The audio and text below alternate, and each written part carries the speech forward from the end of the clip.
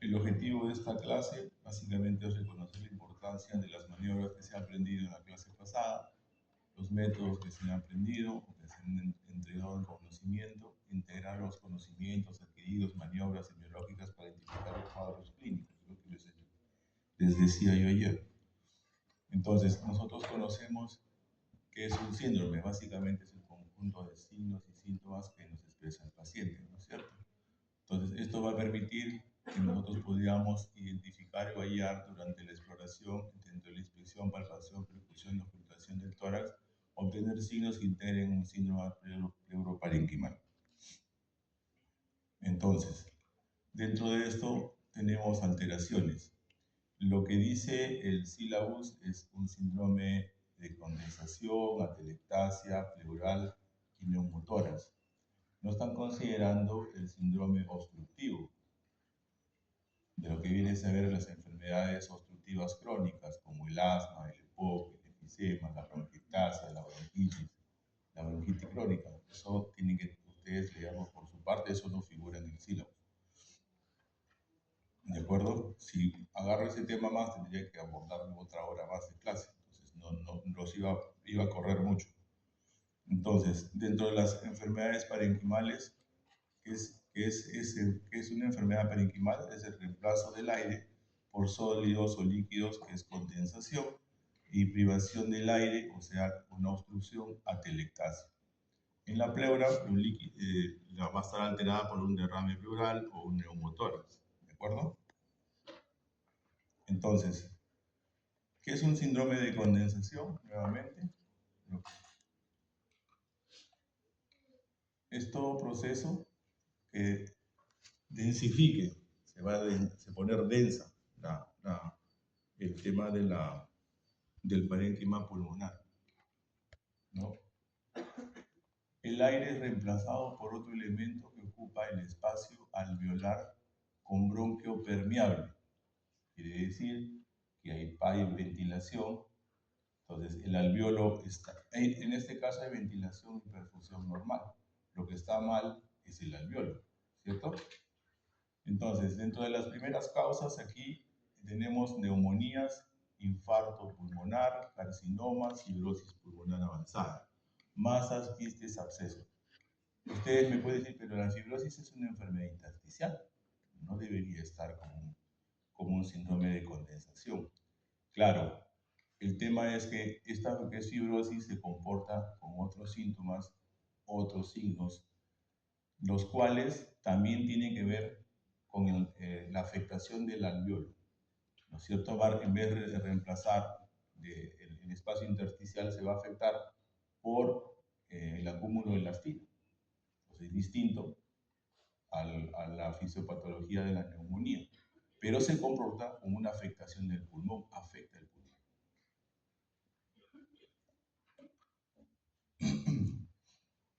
Entonces, la condensación sabemos que es un proceso, se da por un proceso inflamatorio. Estos procesos en los alvéolos llenan el material exudativo a base de fibrina, leucocitos, como resultado de una inflamación pulmonar.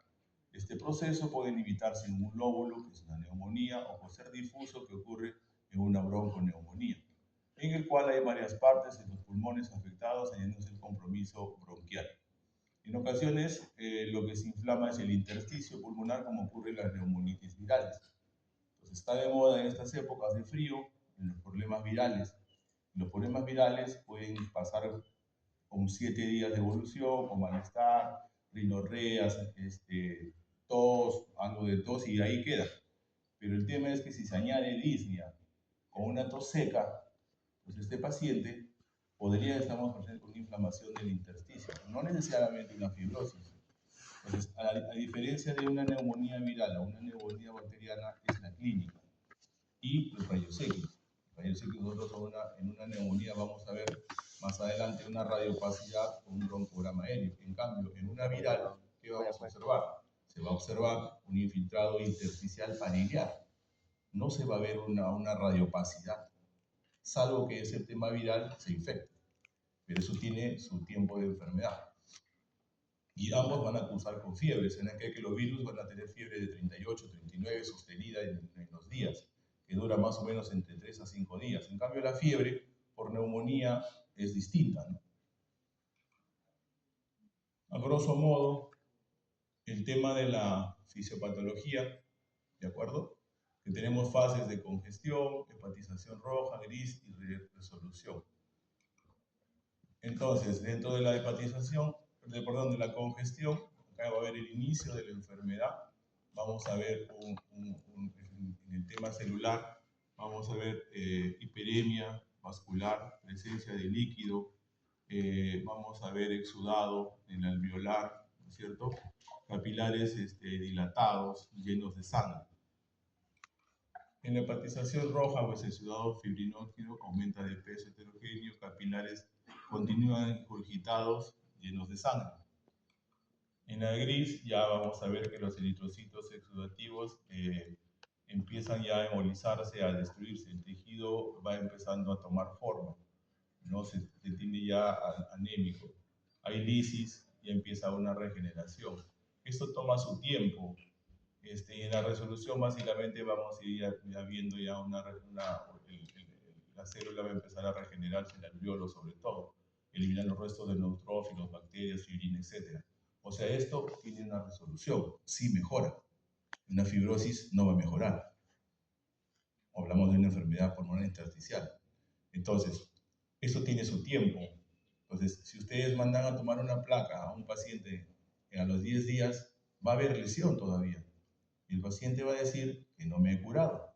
Entonces, una placa de pulmonar a postneumonía, si es que la neumonía va bien, probablemente sea a los 20 días para tener una mejor resolución.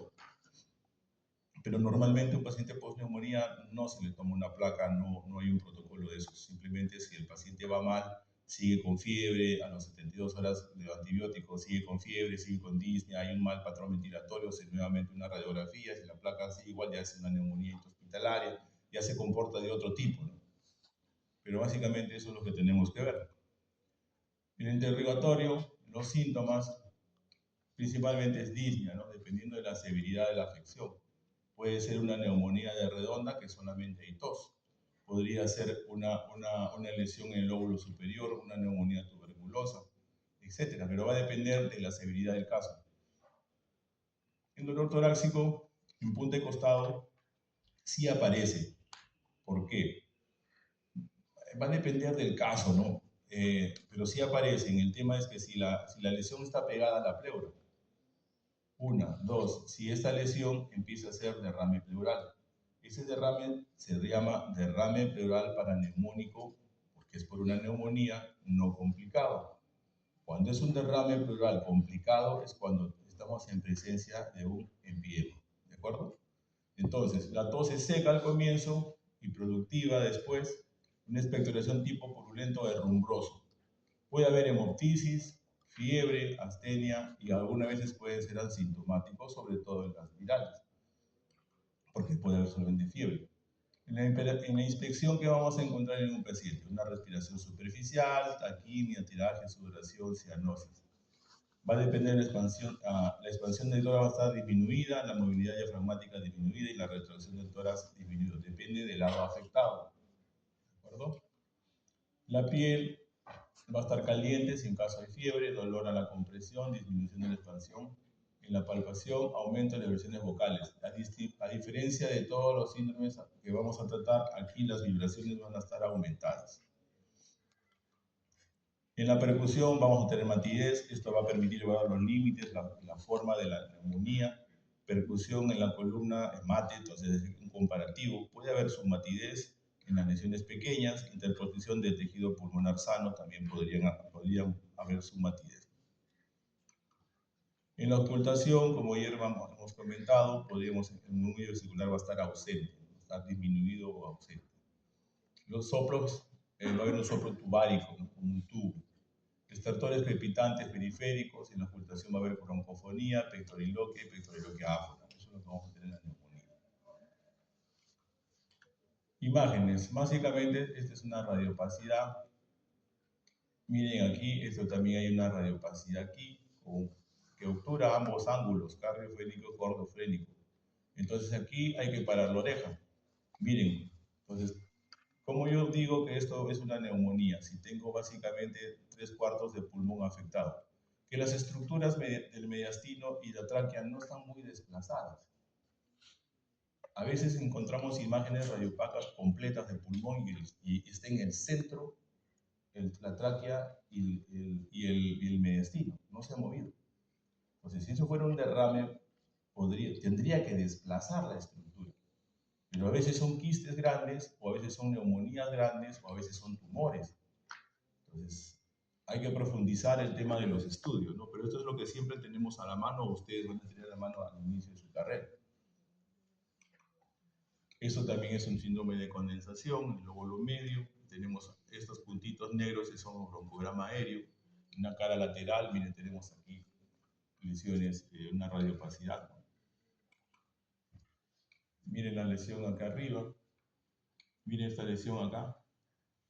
Acá hay un signo. ¿Quién sabe hacer el signo? Y a los que han rotado conmigo no digan nada. El signo de la silueta. ¿Qué significa? ¿O qué me quiere decir el signo de la silueta? ¿Cómo interpreto el signo de la silueta? Los que han rotado conmigo no. Este es un tumor. Tiene bordes irregulares. Este es una radiopacidad que aparentemente es un tumor. La silueta cardíaca, ustedes la miran, ¿cierto? ¿Cierto? ¿Sí la ven? Despiértenme, por favor, yo también tengo sueño. Entonces, si ya la vemos, ¿qué quiere decir que la lesión dónde está? ¿Está delante del corazón o detrás del corazón? Detrás. Entonces, al estar atrás, ¿qué quiere decir? Que la lesión está posterior. Entonces, el signo de la silueta te va a decir si la lesión está anterior o está posterior al corazón o al tórax. ¿De acuerdo? Ese es el signo de la silueta. Miren, este de aquí, acá hay una radiopacidad bien pequeñita. Esto está posterior, mira, se ve la silueta cardíaca. Miren, nunca puncen esto, porque esto es podemos describir una radiopacidad basal derecha, que obtura el ángulo costofrénico derecho, que presenta un nivel hidroaéreo. ¿De acuerdo? Esto probablemente sea un quiste roto o un absceso. ¿De acuerdo?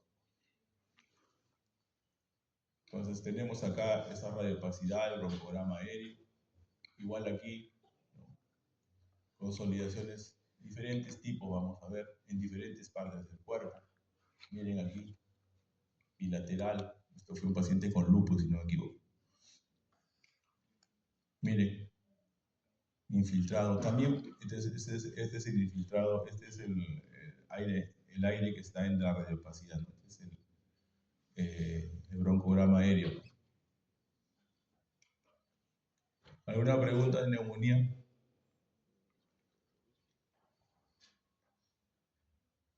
Acá, como siempre les digo, el tiempo de enfermedad es básico.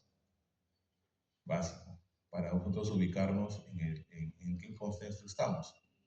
Porque el paciente con neumonía a veces llega temprano, al tercer o cuarto día, o a veces llega tarde, con mucha insuficiencia respiratoria, con mucos accesorios, entonces tiramos 7 a 10 días. Pero ese paciente ya fue manejado, ese paciente ya tuvo antibióticos, ya alguien lo manejó y no mejoró. Entonces, ese paciente la conducta va a ser otra. Entonces, ¿por qué? Porque el paciente no va a estar en una sala común, va a entrar por emergencia, va a entrar en una unidad de cuidados intermedios, monitorizado, para ver si va a ventilación mecánica o no. Entonces, es que el tiempo de enfermedad es básico, porque eso nos va a dar qué síntomas aparecieron inicialmente, qué síntomas empeoraron, qué síntomas se fueron. Eso es lo que tienen que preguntar a su paciente, son los síntomas. El segundo síndrome es atelectasia, ¿no? Básicamente la atelectasia es la reducción del volumen por reabsorción de aire alveolar consecutivo no obstrucción. Este es un alveolo normal y este es una atelectasia. ¿De acuerdo?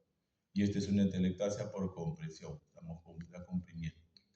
También puede ser por pérdida de surfactante en los niños prematuros. Siempre preguntar cuando tengan un niño si fue prematuro o no, cuánto pesó.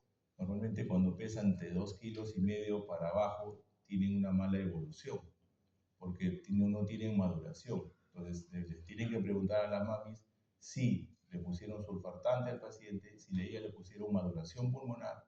Entonces, todo eso tienen que preguntar porque el niño es un enfermo recurrente. Se tienen más de 6 a 8 episodios al año. Entonces, ahí hay que hacer algo para que este niño no le vaya a llamar en el pulmón o no pueda crear bronquiectasias, porque tanto enferma, el niño puede crear bronquiectasias desde niño. Eso no son congénitas, son adquiridas. Implica colapso pulmonar en donde el aire alveolar ha sido reemplazado o reabsorbido. Entonces, se entiende por atelectasia el colapso de una región pulmonar periférica, segmentaria o lobar, o bien un colapso masivo de ambos pulmones. Se produce por una obstrucción de la vía aérea que motiva la imposibilidad de hacer intercambio gaseoso. ¿De acuerdo? Como repetimos, la etiología es la obstrucción bronquial por tapones mucosos, coágulos, cuerpos extraños, tumores broncogénicos benignos, malignos, cicatrices bronquiales. Esto va a depender mucho si tenemos un paciente que vomitó, que convulsionó, un paciente con DCB, un paciente postado crónico. O sea, tienen que ver la historia, el antecedente. Si un paciente tiene algún trastorno motor, en esos pacientitos que tienen el PCI, el famoso PCI, el parálisis cerebral infantil, también se llenan de moco, hay que estar aspirándolos. Entonces, en esos pacientes, la primera causa de disnea va a ser pues la atelectasia, porque no maneja muy bien su respiración o su tos, o no tiene reflejo de tos. Los pacientes que a veces hacen DCB en el bulbo, y entonces el paciente no se defiende, no tiene un reflejo de oxígeno adecuado. Entonces el paciente, el comportamiento es ponerle una sonda para que no se aspire, pero igual genera secreción y puede aspirarse, microaspiraciones, y el paciente le puede silbar el pecho también.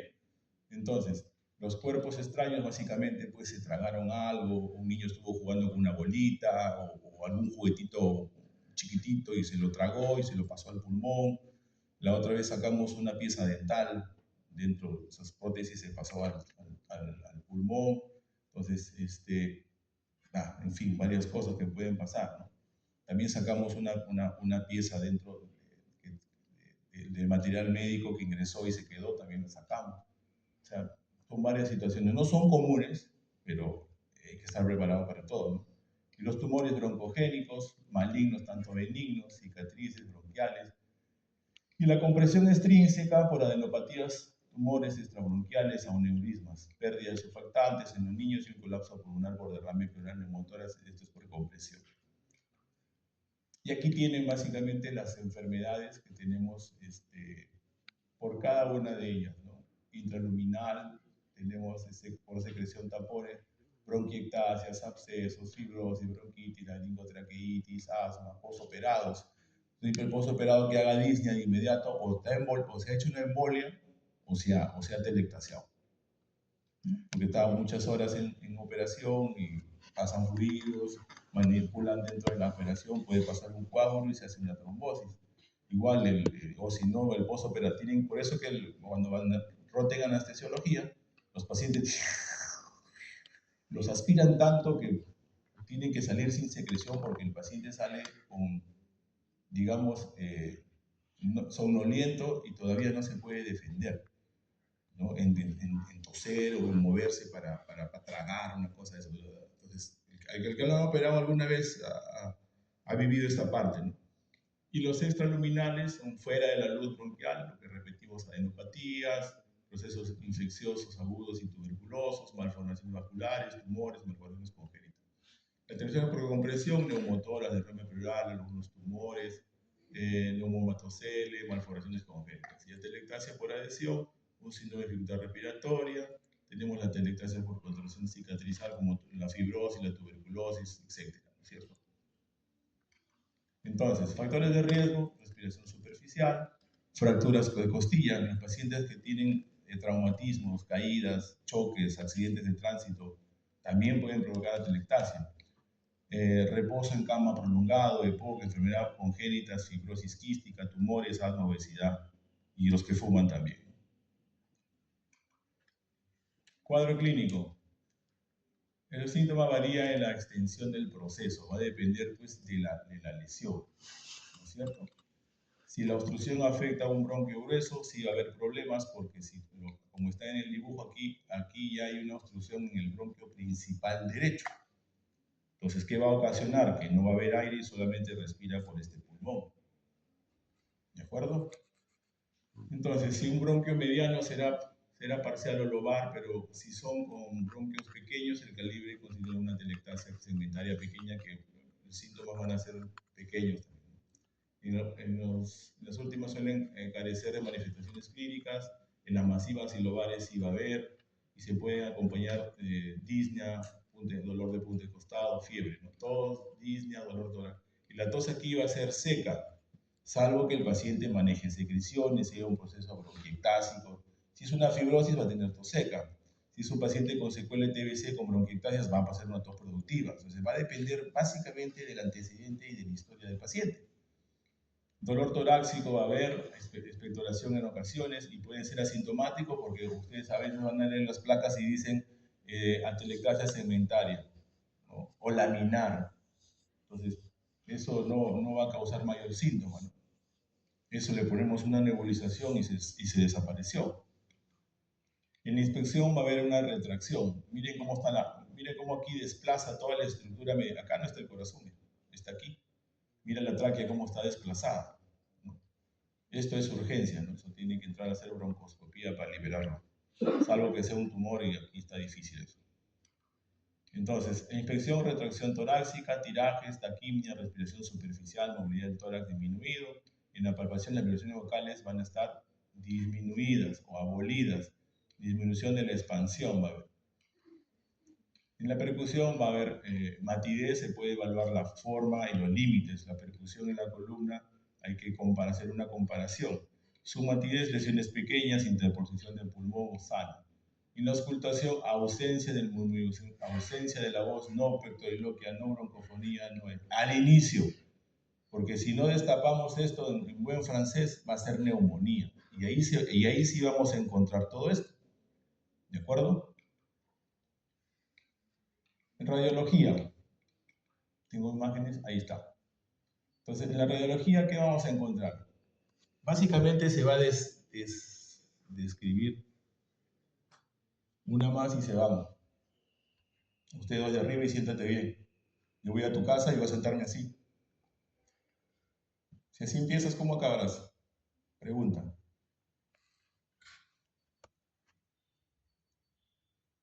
Respetos guardan respetos, chicos. ¿De acuerdo? Después están viniendo con abogados, están viniendo con problemas y al final esto no sabe nadie. Bueno, en fin.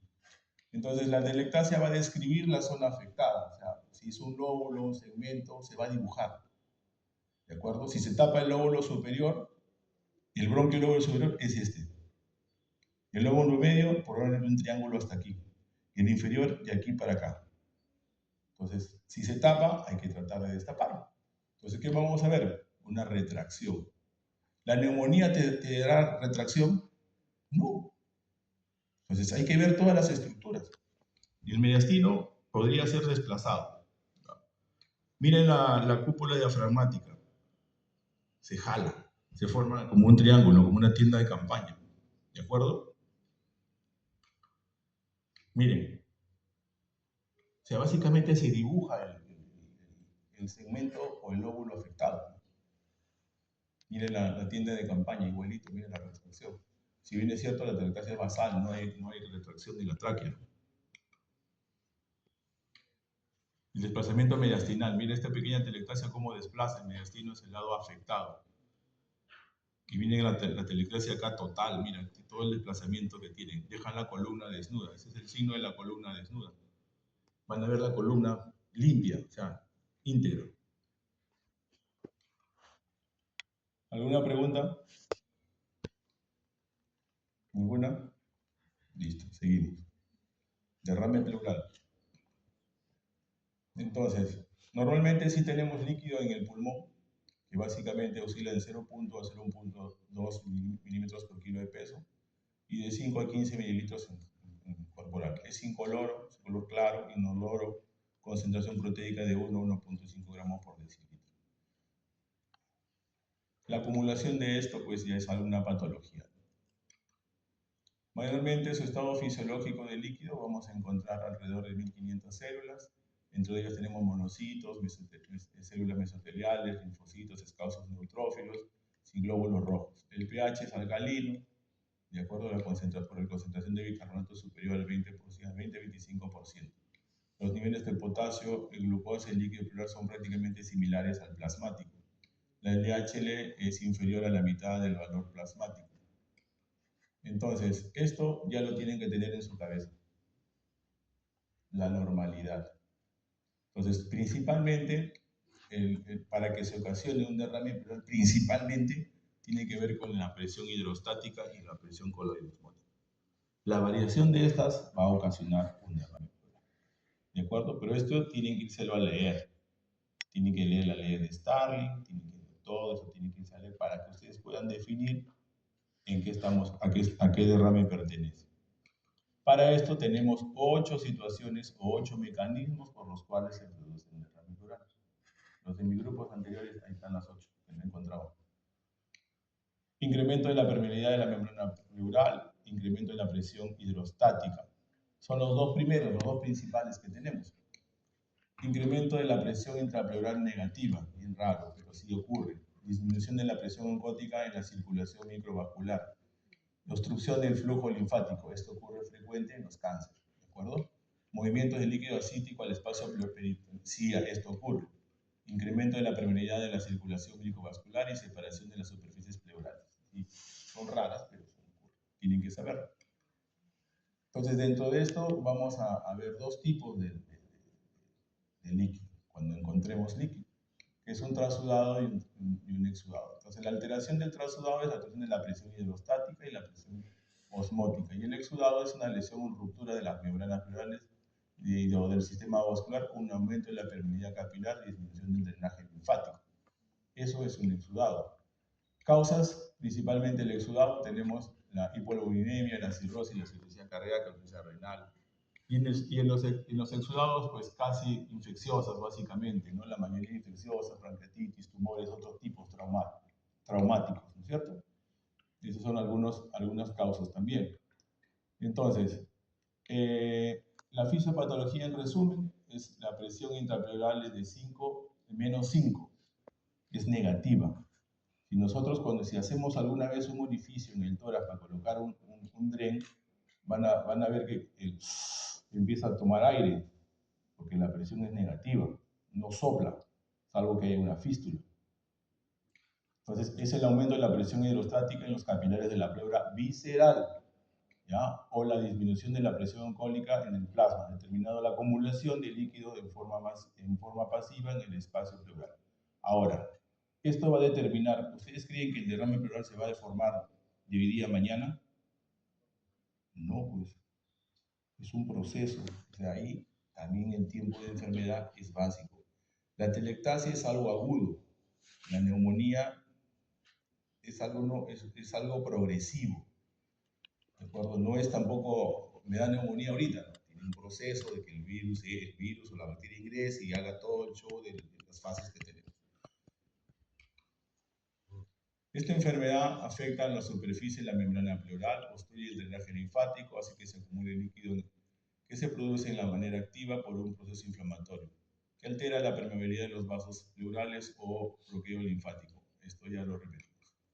Entonces, para tener la clasificación si es un exudado o un transudado, tenemos los criterios de Lai, ¿cierto? Entonces, tienen que sacar pruebas de sangre y tienen que sacar en el líquido pleural.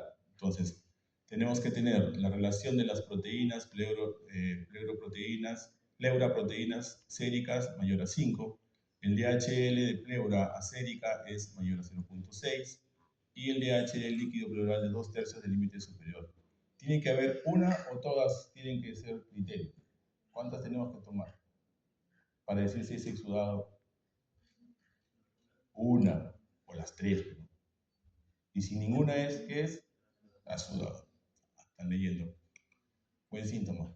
Entonces, vamos a ver que este paciente puede haber disnea o no puede tener nada, simplemente dolor. Puede haber ortomia, palpitaciones, antecedentes de hepatitis, alcoholismo, etc. Edemas de miembros inferiores, contacto con pacientes con tuberculosis, antecedentes fumar y pérdida de peso, dolores articulares, ingesta de fármacos, varices de miembros inferiores, reposo prolongado, cirugías, embarazo, anticonceptivos y antecedentes de traumatismo también. Entonces, cuadro clínico se inicia por la denominación de pleuritis seca, con dolor sordo a la respiración superficial, tos no productiva y no molesta. No son raros los escalofríos o el malestar que puede haber o febrículas o fiebres. Una vez que se instala el derrame, el cuadro adquiere una mayor intensidad presentando un dolor de punta de costado. El dolor de punta de costado o el dolor pleurítico, características, dolor tipo punzante, dolor que se irradia al hombro o a la zona mediastinal, dolor que se exacerba con la inspiración, que se exacerba con la tos y se exacerba con el estornudo. ¿De acuerdo? Pero es un dolor tipo, el paciente te va a decir, ¿cómo duele? Doctor, me pulsa, como si fuera una aguja. Si el paciente viene, doctor, tengo dolor, ¿dónde te duele? Todo esto. O me arde un poquito, tengo calambres, una cosa de esas, o sea, no es un dolor pleurítico. Cuando sea un dolor pleurítico es un dolor tipo punzante. La respiración se hace más disneica de acuerdo con la abundancia de líquidos, si empieza a incrementar va a haber disnea, ¿no? El líquido continúa en aumento, cuando se agrava, exteriormente siendo entonces un síntoma principal la disnea, cianosis, anoxia marcada. En el examen físico, la inspección, hay que mirar, un tórax es más grande que otro, está abovedado, ¿de acuerdo? El del lado afectado, con desviación del esternón hacia el lado opuesto, si es un derrame masivo. Disminución de la movilidad respiratoria, se vuelve superficial, taquimia o hipopnea. Paciente en decúbito lateral sobre el derrame. ¿Qué pasa cuando un paciente se pone en decúbito lateral del derrame? ¿Cómo se llama esa posición? Latimia, tormia, trepomia. ¿Cómo se llama? Exacto. Muy bien. ¿Por qué pasa eso? ¿Por qué el paciente opta a echarse y no se echa del otro lado? ¿Por qué? Exacto. Entonces, al tenerlo en el cúbito lateral va a ganar más aire, va a ganar más pulmón en teoría sano, sin líquido. Vibraciones vocales abolidas, muy disminuidas, disminución de la expansión de la base afectada, la percusión va a haber matidez. Acá no hay. Y puede ser desplazable, sí, porque si tú lo mueves al paciente en decúbito lateral, vas a sentir pues, que no hay matidez, por eso es desplazable. En la auscultación se evidencia la disminución del movimiento circular o la abolición completa. El límite superior puede haber condensación secundaria a la compresión del derrame o se ausculta un soplo pleurítico al inicio del derrame. La egofonía es la voz en cabra que yo les explicaba. El paciente tiene que decir y van a escuchar ¿de acuerdo? Entonces, signos radiológicos, opacidad en el hemitórax, que puede obturar el ángulo ardiofrénico y postofrénico. Desviación de la contralateral del corazón y la tráquea. Este sí va a desplazar, te lo va a botar hacia el otro lado. En cambio, la telectasia lo va a jalar. Disminución de contralateral del corazón hacia la tráquea, separación de los espacios intercostales. Claro, al haber más líquido, el espacio va a ampliar.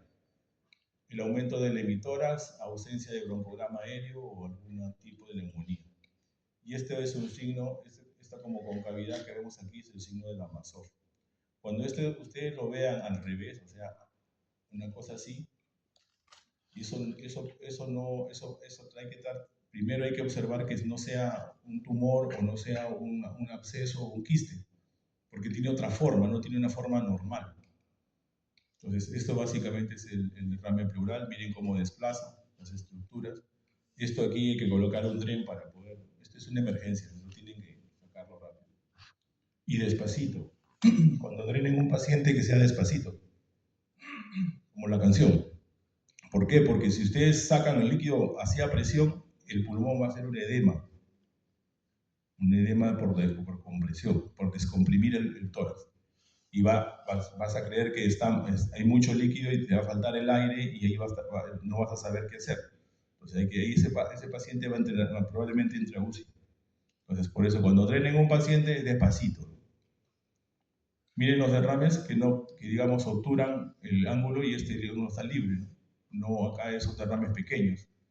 Y esos pacientes vienen prácticamente por dolor. No vienen por disnea.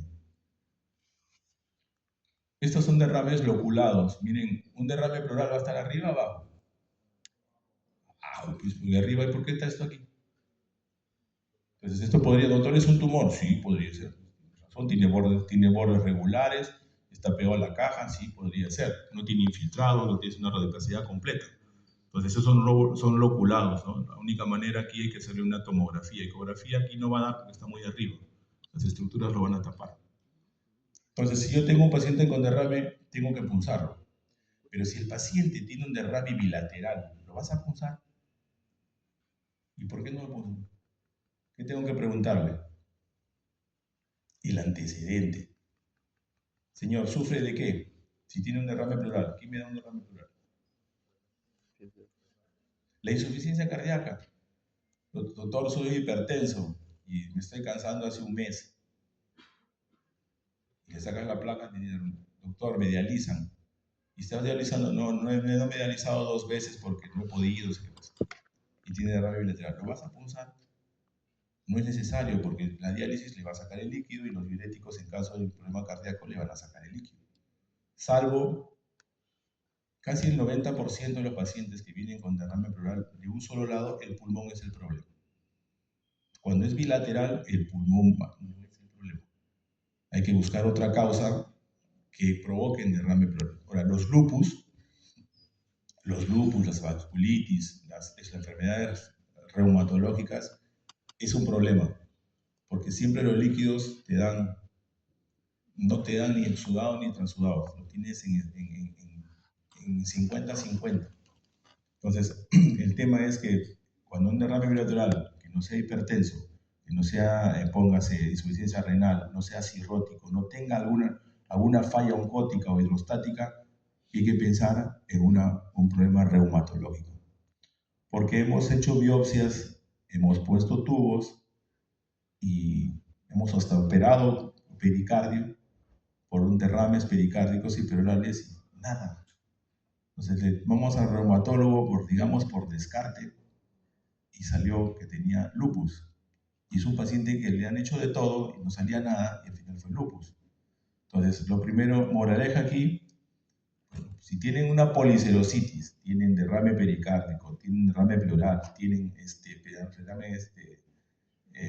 asitis y esto, hay que buscarlo si no hay alguna enfermedad anterior, hay que buscar al reumatólogo para que le haga un screening, porque siempre hay sorpresas. Son enfermedades raras, pero hay. Y fue hombre.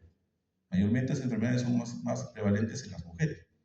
Entonces, en un paciente con derrame se realiza una toracocentesis. Vamos a estudiar el líquido, sus criterios de Lye, cumple uno o más criterios, es un exudado, pasa a biopsia, positiva de diagnóstico, negativa, pasa a una toracoscopía. Y si no cumple con ningún criterio, es un trasudado. Simple. Cuando tenemos un derrame pleural, yo no sé si es sangre, si es pus, si es un líquido serohemático o si es amarillo citrino. Yo no tengo ojos de Superman para mirar qué tiene, ¿no? La idea es que ahí tiene el antecedente. Si es un traumatismo y tenemos un derrame pleural, ¿qué va a ser? Un probable hemotórax. ¿De acuerdo? Si es un paciente que tiene antecedentes de TBC y un derrame pleural, probablemente el líquido salga amarillo citrino. Entonces nosotros tenemos que punzar para ver y determinar qué cosa es. Por eso que los líquidos son muestras valiosas, todo esto te tiene que analizar. Entonces, la inspección directa, si es amarillo citrino, se hace citoquímico y si es turbio lechoso, básicamente hay que empezar en empiema o en quilotórax. Si es hemático, esto puede ser por un traumatismo, por un accidente. Y si tiene mal olor, puede ser empiema, ¿no? Pero primero hay que punzar para nosotros determinar. Analizar el líquido en empiema. ¿Qué puedes encontrar? ¿Un pH alto o un pH bajo? Bajo, 7.20. Leucocitos, ¿cuánto debe estar? Más de 10.000. El DHL, más de 1.000. ¿Y la glucosa? ¿Va a estar arriba o va a estar abajo? Abajo. Entonces son criterios de empiema. ¿De acuerdo? Y para lo que es quilotórax, ¿qué le pedimos? Colesterol y triglicéridos. ¿De acuerdo? Listo. ¿Alguna pregunta? Listo. Seguimos. Y este es el último. Neumotórax. Se define como la presencia de aire en la cavidad pleural, en el que proviene el producto de una lesión en el parénquima pulmonar, lo que conlleva a un colapso de este parénquima en mayor o menor grado, según sea el tamaño de este, ¿no? Entonces, la clasificación rapidita. Neumotórax, ya sabemos que es el colapso del pulmón. Es espontáneo, se produce sin antecedentes traumáticos. Si es espontáneo primario, se produce en ausencia de enfermedad pulmonar subyacente. Aquí están las bulas. Y el neumotórax secundario asociado a una patología pulmonar, asma, EPOC, etc. Neumotórax traumático, bueno, un accidente que puede haber, una caída, puede ser igual. Acá los toreros tienen bastante riesgo. El neumotórax a tensión tiene la presión positiva del espacio pleural durante todo el ciclo respiratorio. Vamos a ver las imágenes. Y el diatrogénico que corresponde a nosotros, que hacemos una biopsia. Bueno, el diatrogénico no quiere decir que yo quiera hacerlo, ¿no? Es lo que pasa a veces cuando hacemos colocar un catéter central, sobre todo el subclavio, hacemos una broncoscopía con una biopsia, hacemos una biopsia pulmonar, hacemos una biopsia pleural o una toracentesis tan simple, el pulmón se va a colapsar. ¿De acuerdo? En las traumáticas ocurre más frecuente que un neumotórax espontáneo, sí, porque hay más accidentes que los espontáneos. La incidencia de 5 a 7 por 100.000 ingresos hospitalarios, el 1% son neonatos con mayor riesgo en pacientes con un síndrome de dificultad respiratoria. Neumotórax espontáneo primario más frecuente en pacientes jóvenes de 20 a 30 años, son delgados, altos, ¿no es cierto? De proporción de 3 a 6 más en hombres que en mujeres, la incidencia es de 7.4 a 100.000 por año en Estados Unidos. Neumotórax espontáneo secundario ocurre en pacientes con mediana edad, mayores, la proporción de genética de 3 a 1, 3 mayor en hombres y mujeres. La incidencia es de 6.3 por 100.000 al año y 2.2 por cada menos en las mujeres. Todos los hombres. Etiología.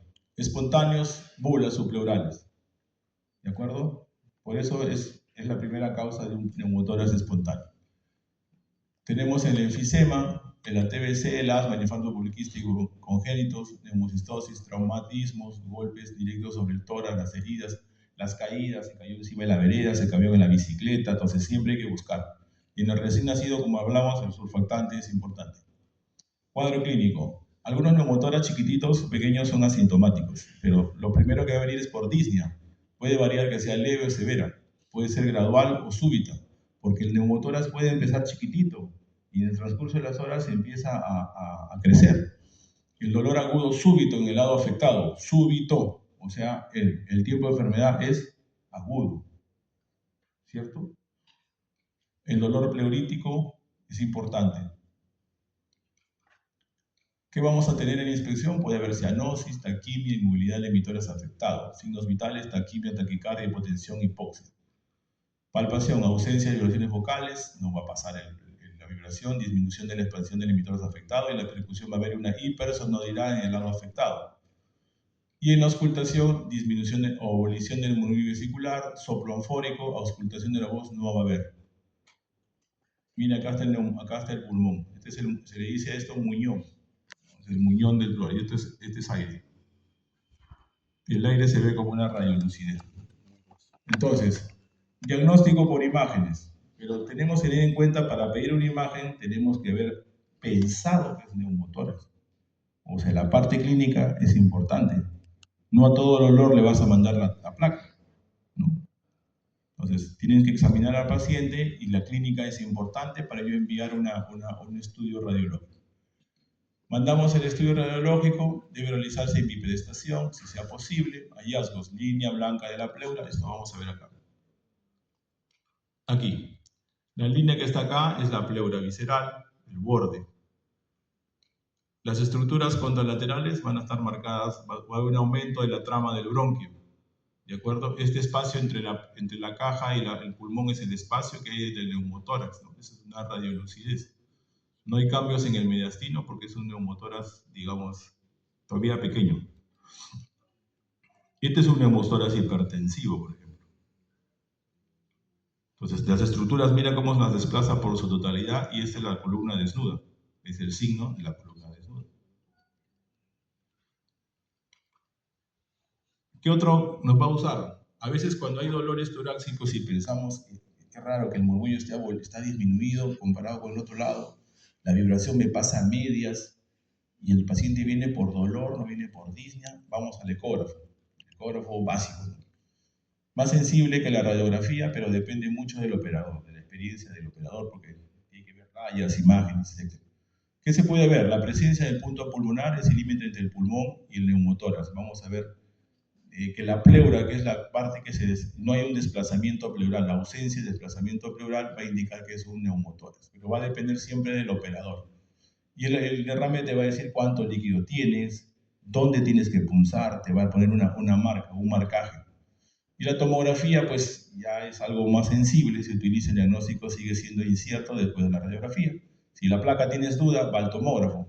Puede proporcionar información adicional sobre las causas asociadas, aire en el espacio pleural, evaluar localizaciones, patología pleural o enfermedad pulmonar que pueda provocar, si una bronquiectasia, si una secuela, si hay una tuberculosis de fondo que no se mire en la placa. Imágenes. Este es un colapso del muñón completo, ¿no? Igual tomográficamente, colapso pulmonar. Pulmón normal, cavidad torácica con aire. Miren muy bien, colapso pulmonar.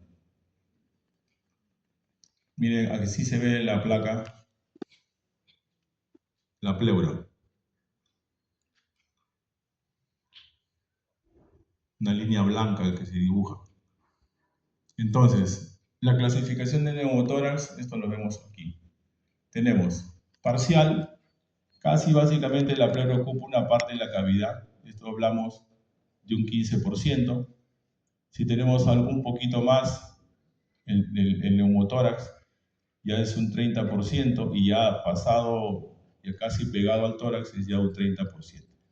Pero aquí está mejor descrito porque tenemos la línea medioclavicular, separación del borde pulmonar sin desplazamiento completo de la pleura. En cambio aquí en el grado 2 el pulmón está distal a la línea medioclavicular y el grado, digamos 2B, ya está cerca a la línea clavicular y el grado 3 ya está pasando la línea medioclavicular. Esto es un parámetro que ustedes pueden tener, ¿de acuerdo? O pueden, no hay problema, la idea es que describan el porcentaje de neumotórax. Y aquí tenemos este índice, básicamente es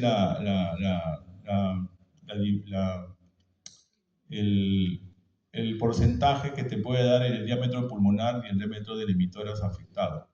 Entonces, el diámetro pulmonar es este y acá está el neumotórax. Entonces, haces las conversiones y tiene que darte un porcentaje. Aquí está la fórmula. ¿De acuerdo? Y acá hay otros tipos de la Sociedad Británica que mayormente usamos las de arriba, pero tienen que tener conocimientos de esto.